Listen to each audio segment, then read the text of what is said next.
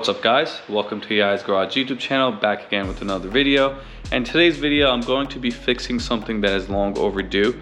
If you guys been watching my channel sometime about a year-ish ago, I'll link the video above. I was driving to the gym and my car randomly shut off and I was stranded on the middle of the road. I explained everything what happened in that video, which I'll link above right here, so go ahead and watch that. But essentially, I was trying to figure out what happened and why the car shut off. Ultimately, what happened was my car was out of gas. You guys might be wondering, what the hell has you not know the car was out of gas? What had happened was the gas gauge on my car stopped reading correctly, which after doing some research is actually a very common issue on these cars. So I'm going to be fixing that today. So this car, as well as the 370Z, so the G37 and 370Z, they have a fuel leveling sensor. One is on the driver's side and one is on the passenger side. The passenger side is where the fuel pump is, and that's the one that fails. The fuel leveling sensor inside of the fuel pump fails, which causes the gas gauge not to read properly. So what happened with me was I was driving, and even though my gas gauge was reading half full, in reality it was completely empty. So this is a common issue, and I actually ended up making a video which I scratched. I went and changed the passenger side, or rather the driver's side fuel leveling sensor, which is a secondary sensor, and that made the check engine light go away, but it did not fix the issue. So now right behind me here, I got a full fuel pump with the the passenger side fuel leveling sensor, and I'm hoping this does the trick. So this right here is the full fuel pump assembly. So let me just take this out.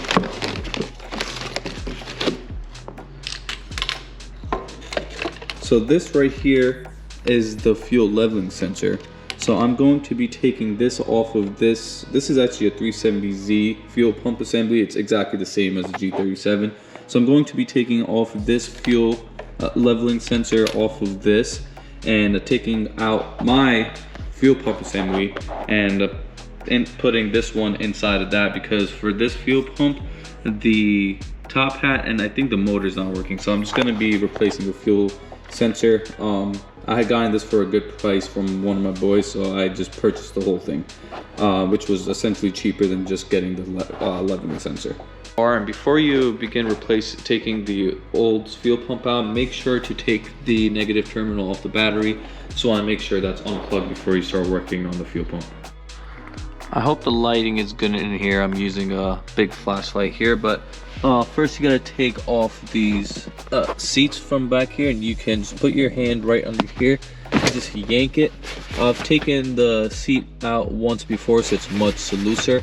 So you just gotta yank it really hard. If you've never done it before, it might be a little harder to do, but you just yank it really hard and it should come out. Now that the seats are off, we can go ahead and loosen these clips right here. You can just use a screwdriver and turn it to the right, and I'll loosen these up.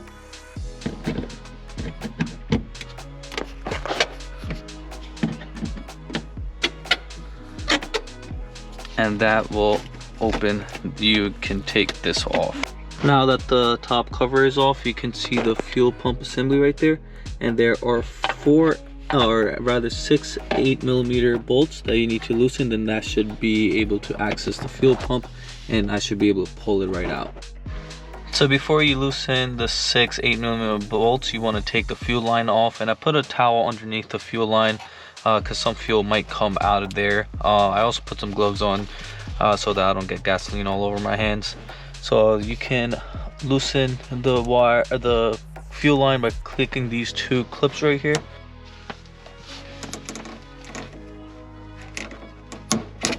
There you go, got this out, and some fuel came out here.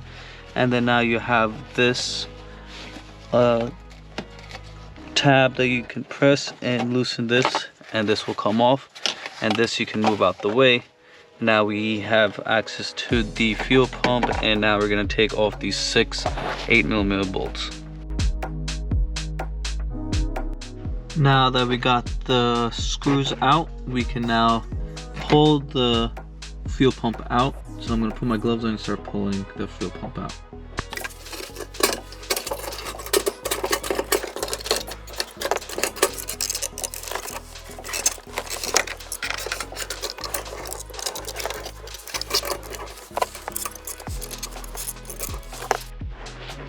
Alright, so I got my fuel pump out. This is out of my car, and this is the new one I got. And what we're going to do is we're going to take off this fuel leveling sensor. There's a few wires, so there's a red one that goes into here, and then an orange one that goes into the bottom sensor down here. And then there's a black wire that is combined with the actual leveling sensor, and that goes into here. So we're just gonna unplug this. There's little clips here that you have to squeeze and pull off, and then we're gonna just reverse engineer, take it off of this new one that I got and replace it with this, with my original fuel pump. And just by looking at it, it doesn't look like it's broken, but I don't know. Let's see, maybe it just malfunctioned. So hopefully this fixes the issue. So here's the fuel leveling sensor that is broken off of my fuel pump assembly, and now I'm going to take off the fuel leveling sensor off of this new one and swap it into this new one, or my original one.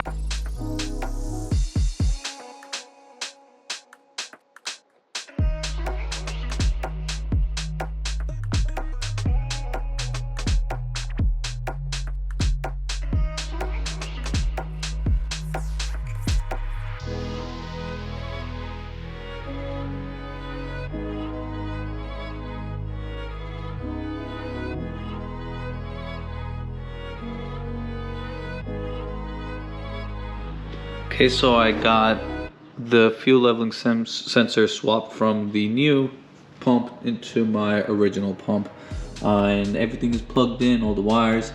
Now we can go ahead and put this back into the car. Okay, so I'm gonna put the fuel pump back in, and sorry if it's a bad camera angle.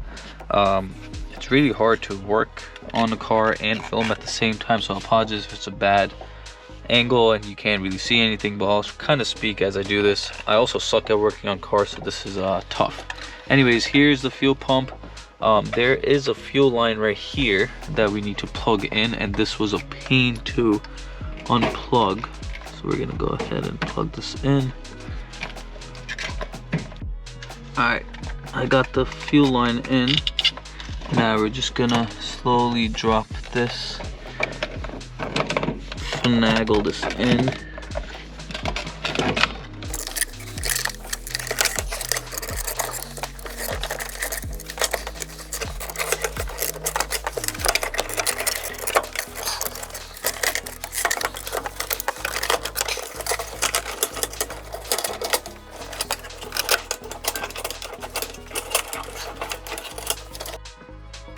Okay, so I got the fuel pump in, back to normal, put the fuel lines on and the sensor here. I'm gonna go ahead and... Alright, we're all done here. The cover is back on, and we can go ahead and test if the gauge is working now. Fingers crossed it works. Before we start the car, he's gotta put the negative terminal back on. Alright, let's check.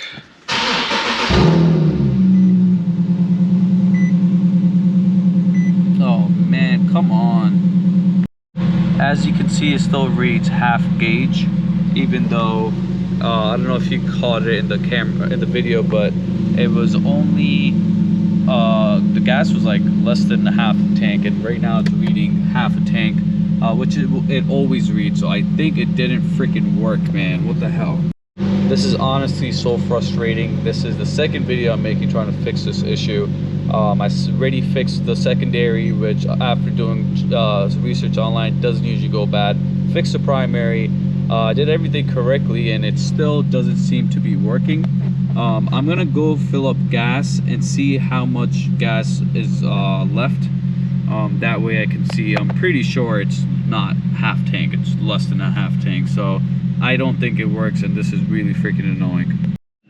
Hey guys, so I just got back from the gas station. I filled the car up. The gas gauge is reading full which happens. It's only when the gas is less than half a tank is when it stops reading correctly. So I'm still running into the same issue, which is really annoying.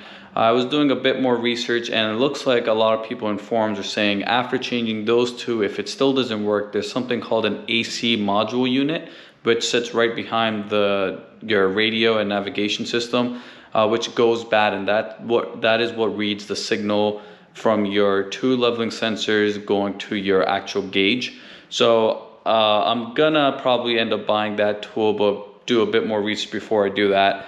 I'm probably gonna end up posting this video so you guys can see the trial and errors, because this is really annoying. So I'll post the video. I'll probably need to do a part 2 of this video to show you guys how I was able to fix this issue, because it seems like a lot of people have had this issue and have done the same thing that I've done by changing both sending units, and it still doesn't fix the issue. So I'm gonna go ahead and try changing the AC module unit, and if that fixes it, I'll make a video on it. So if you guys enjoyed this video, please leave a thumbs up, subscribe if you're new, and I'll catch you guys in the next one. Peace. 'Cause I can see you.